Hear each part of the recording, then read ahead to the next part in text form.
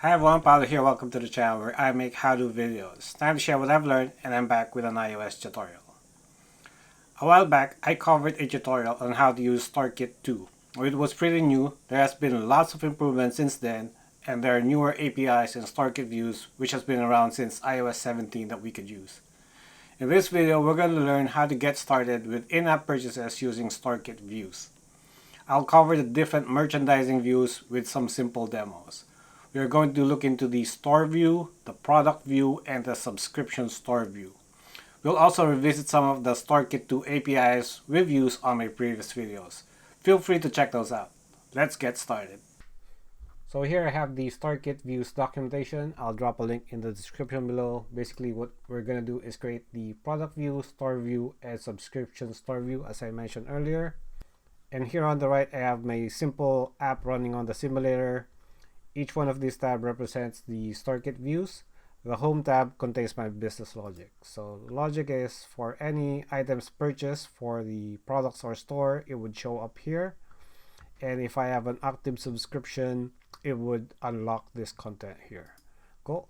So if I go to the product view, so this is using a product style called large. There's other options. You could check the documentation and how to use the styles. But basically, just by passing an ID on the product view, it would generate this for me without additional logic. And if I go on the store view, by passing product IDs, an array of product IDs, this would generate that for me. And this is using a compact view plus that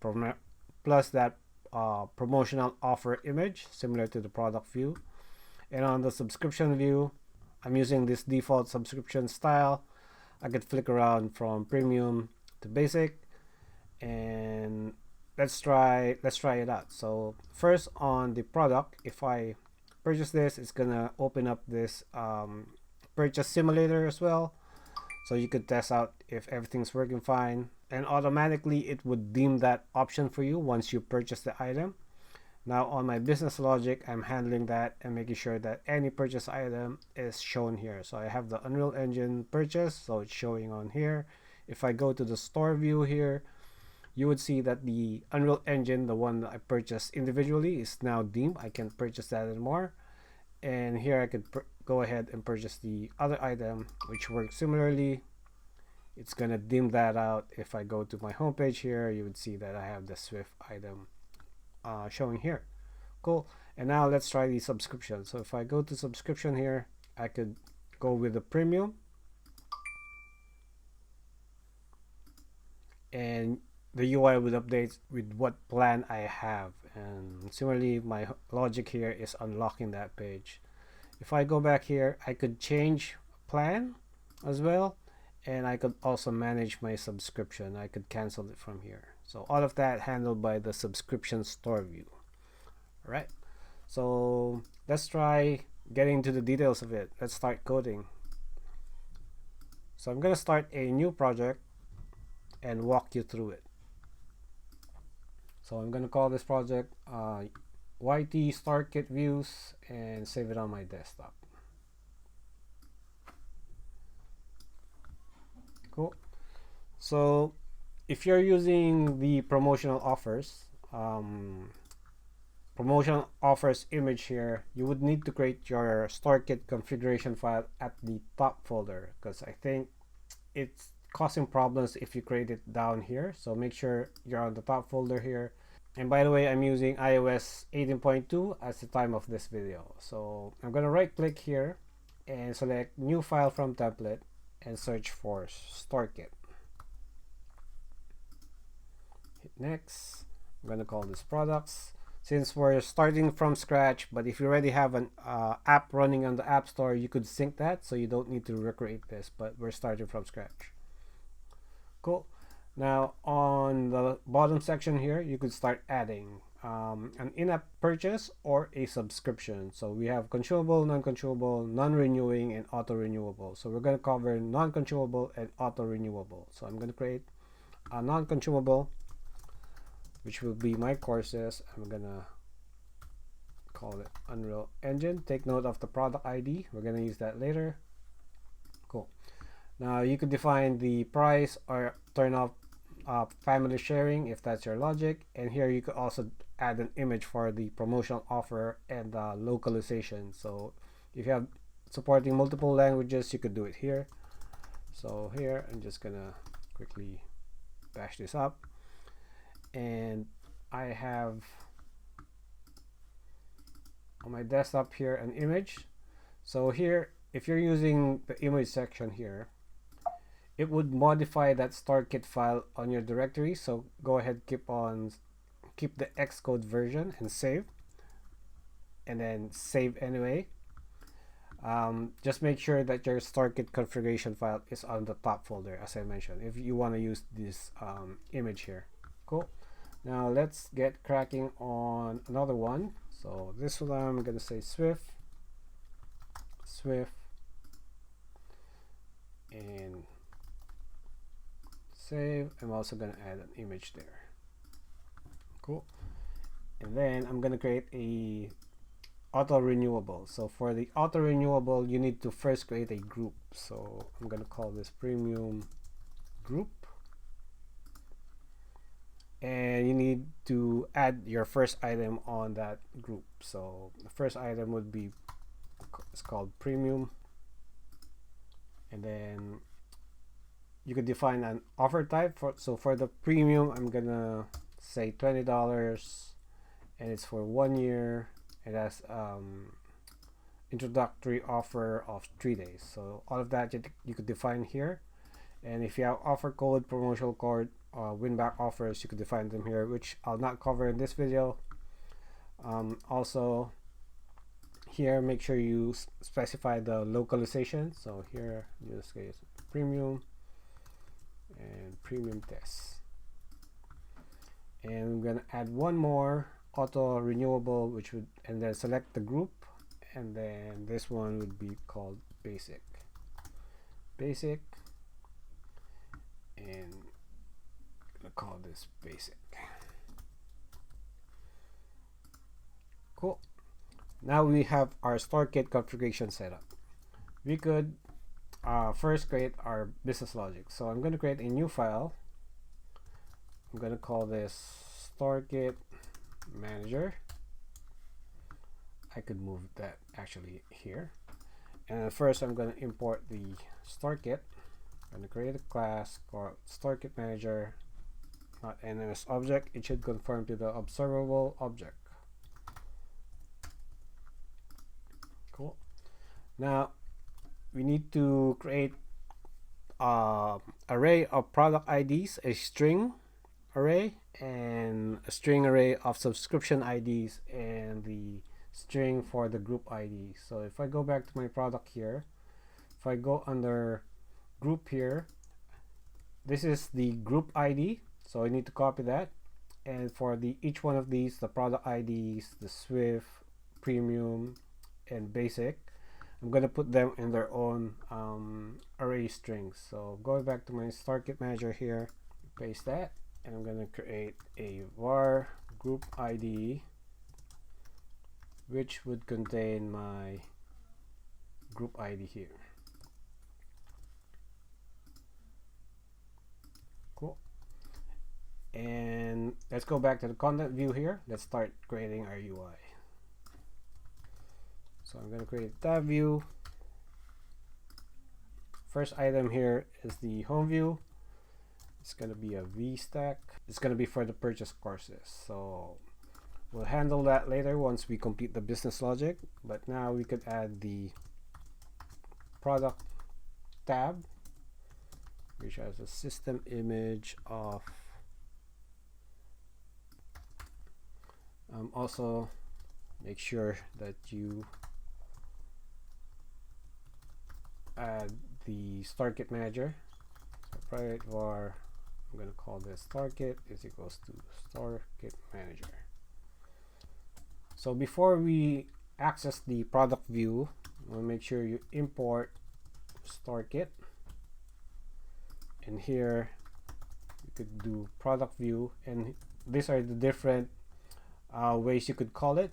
So we're going to call it with passing the product ID, and I'm gonna go to my StoreKit here and access the product ID. I'm going to access the first item on the product ID.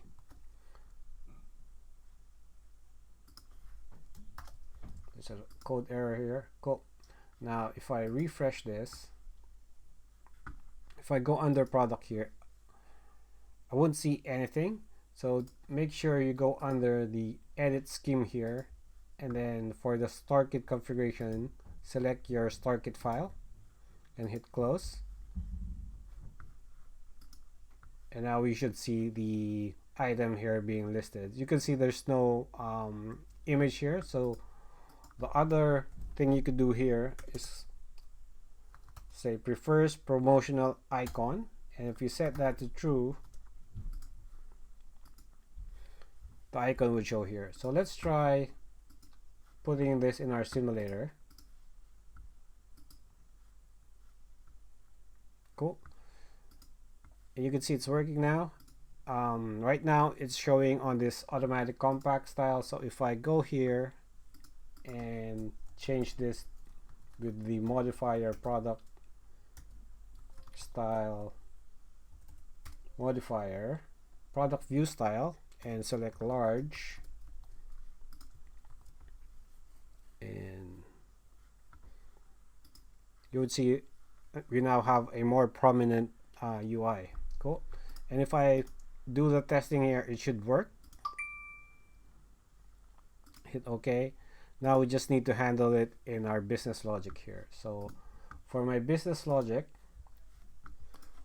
so here I have courses, which is an array of product, and then I have the purchase courses, I have subscription, and then purchase subscription. So what I want to do is on init, I want to populate the courses, and I also want to look into any transaction that has been purchased and update the purchase courses. So here on init, because the looking into the product, requesting the product information is asynchronous, I need to put this as a task, and then await, and I'm going to create a method called request products, and I'm going to walk you through what the request product looks like. Right, so here I'm doing a do catch. I'm looking into the products, looking for the product information, and I'm passing the product ID, this product ID plus the subscription ID, and then it's gonna return me this store products. So on the store products, I'm looping through it and checking the product type. So if it's a non-consumable item on that product list, I want to populate the courses. If it's an auto-renewable, I want to populate the subscription. Now I want to check if there's any existing transaction that the customer did. So if there is, I want to verify that it's a legit transaction and then populate the purchase courses. Cool. So here's my logic. So I have locally scoped purchase courses and purchase variable. So I'm looping through the transaction current entitlements. So for each result, I want to check and verify that it's legit. So there's a function you could use, which is a generic, that check if the transaction is legit. So I'm just gonna show you what that is. So it's checking that verification result. If it's unverified, I want to throw an error. So I have a special enum here to handle that. And if it's legit, I want to return the transaction. So I'm just gonna paste the enum here to get rid of that error. Cool. So I want to call this update status on init as well. So that pretty much is our business logic. So request the product, check for current entitlements, and if there is, populate the purchase courses or the purchase subscription. Cool. Now I could go back to my content view here and build out the logic here. So basically, I have a list that looks into the purchase courses. For each one of the purchase courses, I'm just printing out the display name. So if I compile this, we should now see the Unreal Engine option showing here. Cool.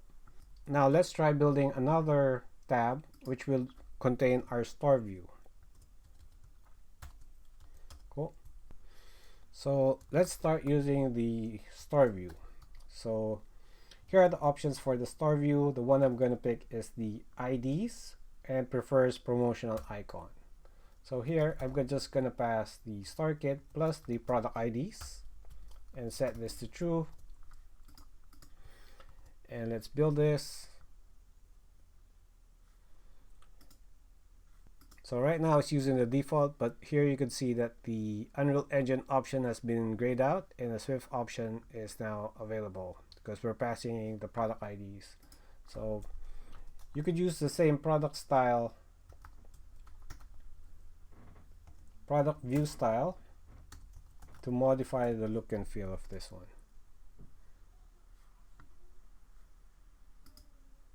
And now it's doing the compact style like what I previously had. So I could go ahead, do the same thing, test it out, purchase the item, and on my business logic here it didn't update. That's because I wasn't listening for any transaction. So one thing to do here is create a listener. So what the listener would do is if there's a transaction that happened in the background and it succeeded or failed, you want to be notified for that. So let's create that. So here, and create this listener. So on init, I want to start listening. So this function, which I'm going to paste here,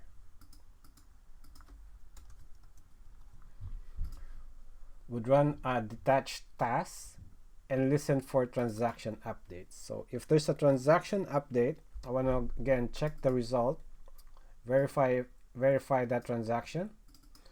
If it's true, I want to call my function, which is the await product status, which would loop through all the transaction current entitlements and then populate the purchase courses. So that is what this listener would do. And if I run this now, it should just show in there. But if you want to test this out, what you could do is delete this and you could start fresh again. And if I rebuild this and go here and probably purchase this first and go to my home view, you would see Swift is updated there because my listeners kicked in. And if I do here, purchase that item, and then the option for Unreal Engine kicks in. So that is what the listener is doing. And by the way, if you go to your product StoreKit here, you could go under the configuration settings here and you could play around with some of these options here. So probably a tutorial for the future, but you could interrupt a purchase, do a billing retry or grace period, or ask to buy, and also some status errors here if you want to handle that through your app. Cool. Now going back to the view here, so the last item here for my tab is the subscription store view. So that is also pretty easy. You simply call the subscription store view and you have a bunch of options here as well. So you could pass the product IDs or you could just pass a group ID. So if you pass a group ID, it would handle everything for you. So StoreKit and then passing the group ID. And if I build that,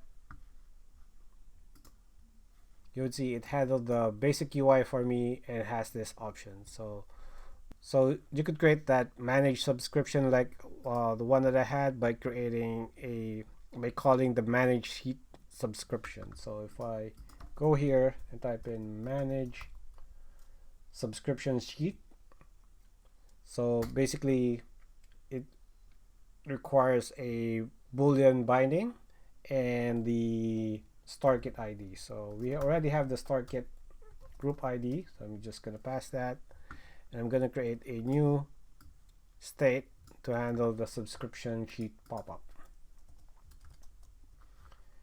and we're going to pass this here, and we just simply need to create a button. So to create the button,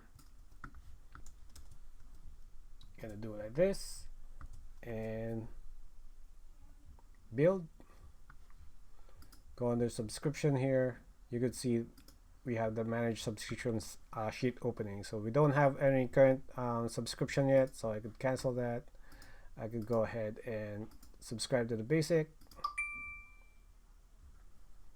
All good. Manage subscription. You would see this is now showing, but on my business logic here, I didn't build anything for that. So I'm just going to quickly show you what my simple logic is for the subscriptions, for the subscription. So for the subscription, I have this. So the simple logic is check if the purchase subscription is not empty. If it's not empty, that means they have access to your content. If it's empty, show a different UI. Cool. There you go. A simple and easy way on how to use the different StoreKit views. Hope you like this video. Thumbs up, thumbs down. Please subscribe to the YouTube channel. Cheers. Bye for now.